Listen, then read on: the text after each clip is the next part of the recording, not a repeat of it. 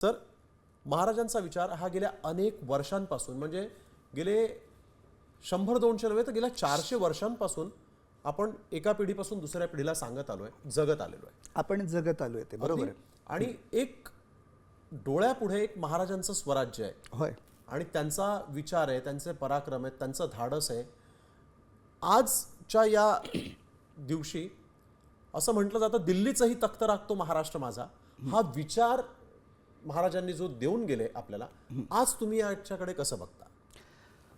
म्हणजे दिल्लीचं तख्त राखतो नाही तर छत्रपती शिवाजी महाराजांची दिल्लीच्या तख्तावर बसण्याची क्षमता होती. अजून त्यांना एक 2 वर्ष आयुष्य अजून लाभलं असतं ना तर तोही पराक्रम त्यांनी करून दाखवला असता.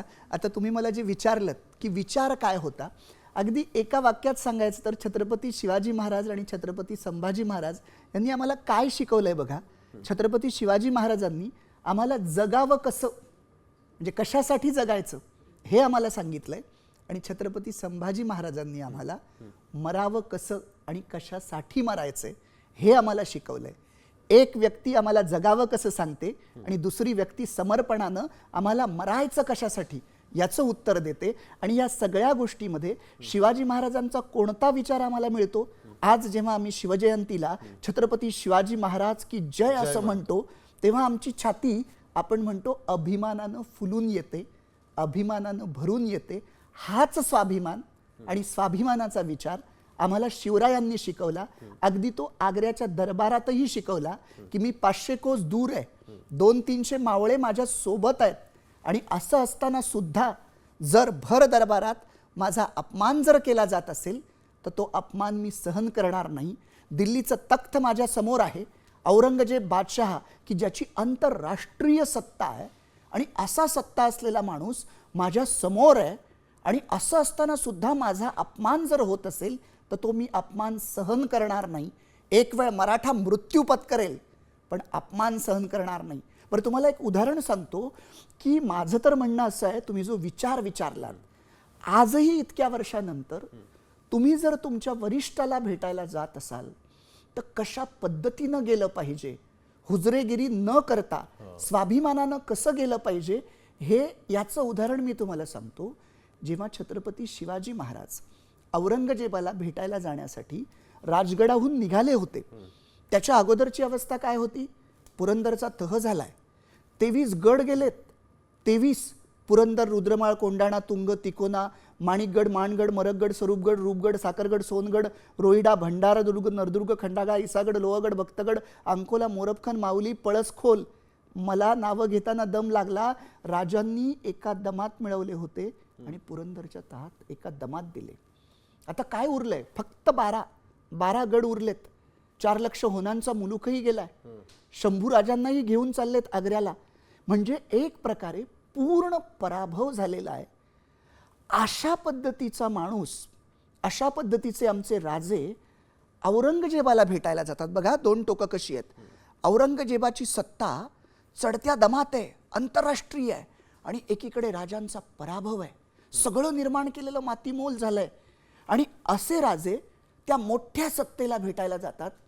कसं गेलं पाहिजे तर त्यावेळेसची वर्णनं आहेत. राजे मोजक्या मावळ्यांनिशी जेव्हा आग्र्याला जायला निघाले तेव्हा त्यांची वर्णनं कागदपत्रात लिहिलेत की राजांच्या सगळ्या तुकडीसमोर एक हत्ती झुलत होता, त्यावर भगवा झेंडा डोलत होता. पाठीमागे त्यांचं घोडदळ होतं, त्याच्या पाठीमागे पायदळ होतं, त्याच्या पाठीमागे सुखपाल होता, त्याच्या पाठीमागे राजांची पालखी होती, त्याच्या पाठीमागे शंभू राजांची पालखी होती, त्याच्या पाठीमागे 2 रिकामे हौदे असलेल्या हत्तीणी होत्या आणि त्याच्या पाठीमागे घोडे, उंट आणि बैल सामान नेण्यासाठी होते. आणि सगळे मावळे एक जात तुर्की पद्धतीचे म्हणजे आपल्या भगव्या पद्धतीनं वेश केलेले असे होते. आणि अशा काही पद्धतीनं ते चालले होते की आग्रा शहरानं हे सगळं पाहिलंय. आणि असं म्हणतात, वर्णन आहेत राजांकडे बघितल्यावर, राजांचा थाट पाहिल्यावर की बघताच क्षणी, पाहताच क्षणी राजा वाटावा, देखता क्षणी अशा पद्धतीचं राजांचं व्यक्तिमत्व होतं. हे आम्हाला कोणता विचार देत आहे की तुम्ही सर्वोच्च सत्तेला भेटायला जरी जात असाल तरी स्वतःच्या ताकदीनं आणि स्वतःच्या स्वाभिमानानं भेटायला जा. आणि तिथे गेल्यानंतर जर तुमचा अपमान झाला तर तो सहन न करता त्या सत्तेला दाखवून द्या की मी बाकी काही कशाशीही तडजोड करेल, पण मी मराठी मातीशी आणि मराठ्यांच्या स्वाभिमानाशी तडजोड करणार नाही.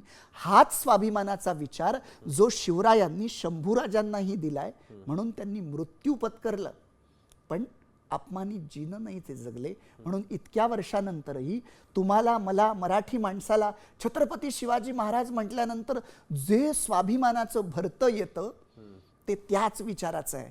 म्हणून मला कायम वाटतं बरं का, माझा जन्म महाराष्ट्र सोडून इतर कुठल्या राज्यात किंवा इतर कुठल्या देशात झाला असता तर मला हा समृद्ध स्वाभिमानाचा वारसा मिळाला नसता. त्यामुळे एकच आज शिवजयंतीच्या निमित्तानं मनात भावना आहे, पुनर्जन्म जर असलाच तर तो पुढच्या जन्मी देखील सह्याद्रीच्या कडेकपारीतील एखाद्या झोपडीमध्ये झाला तरी चालेल का, तर या मातीमध्ये शिवशंभू राजांचा स्वाभिमानाचा विचार उरात बाळगून आम्हाला शिवभक्त म्हणून जगता येईल.